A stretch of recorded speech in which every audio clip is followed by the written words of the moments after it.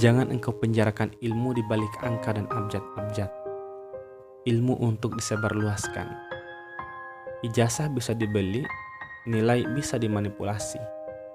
Tapi ilmu diraih hanya dengan dipelajari. Bukan ditampung mengisi perpustakaan mini atau beberapa bait menarik dikutip demi melabeli argumentasi. Saya yakin-yakinnya, bukan predikat sebagai penulis yang mereka ingin raih dalam berkarya. Tapi ada kegelisahan yang harus dituntaskan. Gelisah bila berjuta karya hebat itu tak dibaca dan malah dibiarkan terkapar oleh semangat yang sedang sekarat. Mengapa begitu takut dengan membaca? Bukankah membaca jauh lebih enteng dibanding menulis? Dengan membaca engkau bisa menyerap dengan mudah apa yang orang tulis dengan susah.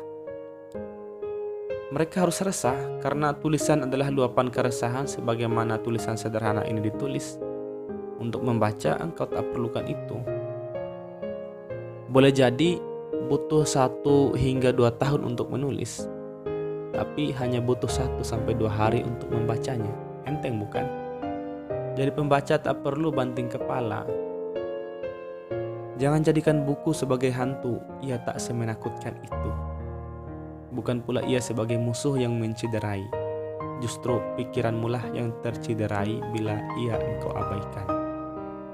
Buku memang tak dapat berbuat apa-apa untukmu. Tapi selalu bermula dari buku engkau dapat bertindak rasional.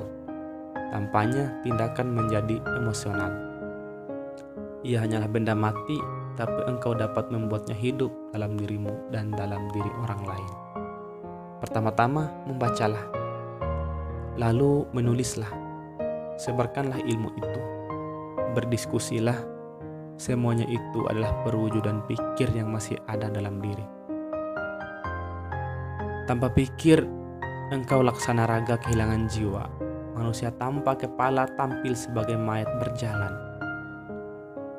Membacalah sebelum engkau menulis. Mereka yang banyak menulis adalah mereka yang sudah banyak membaca.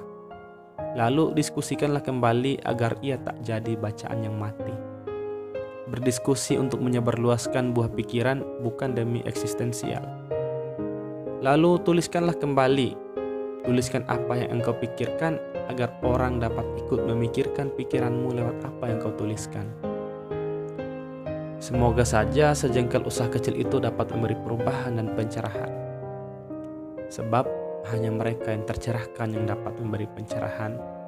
Hanya mereka yang termanusiakan yang dapat memanusiakan. Dan hanya mereka yang paham agamalah yang dapat memahamkan orang tentang agama. Apa yang dikatakan Thomas Bartholin bukan untuk retoris, tapi harus saya kutip karena di dalamnya ada hikmah.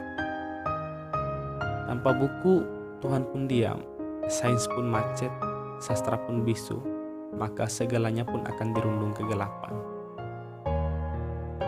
Agamaku mengajarkan hikmah itu adalah barang hilangnya orang mukmin, dan ambillah ia dimanapun ia berasal. Buku tak dapat memberi perubahan, tapi selalu dari hasil baca buku perubahan itu terinspirasi. Cita-cita final dari itu semua adalah perubahan.